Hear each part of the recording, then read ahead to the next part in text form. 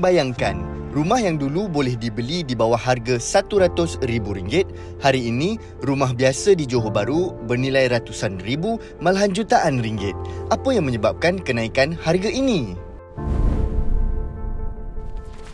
Jalan Jom. Sebab pertama, lokasi strategik. Johor Bahru hanya beberapa kilometer dari Singapura. Di Singapura, harga rumah sangat tinggi. Ramai mula melihat Johor Bahru sebagai alternatif yang lebih berpatutan. Dulu, tahun 90-an hingga awal 2000, rumah teres di Johor Bahru sekitar RM70,000 hingga RM150,000 sahaja. Kawasan seperti Skudai, Tampoi dan Tebrau masih sederhana, belum menerima pembangunan berskala besar seperti hari ini. Pada 2006, kerajaan melancarkan Iskandar Malaysia. Projek pembangunan berskala besar ini menjadikan selatan Johor sebagai pusat ekonomi baru. Dari Madini ke Dangebe, pembangunan datang satu demi satu. Legoland Malaysia dibuka, Puteri Harbour dibangunkan, kondominium dan townhouse baru mula muncul. Faktor kedua, pelabur tempatan dan luar negara.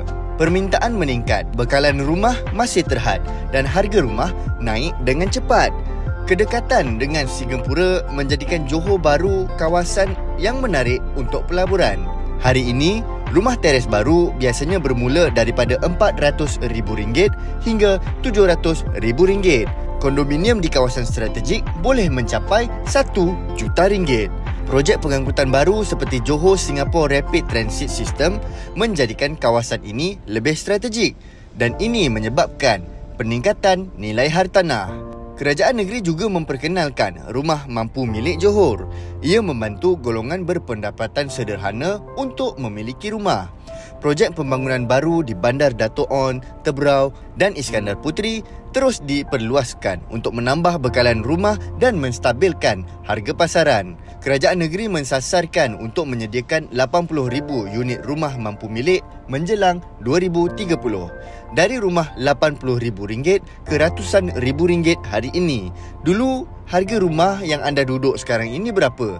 Dan sekarang, berapa market value-nya? Tinggalkan di ruangan komen. Jangan lupa untuk follow Jalan Jom untuk cerita-cerita menarik seterusnya.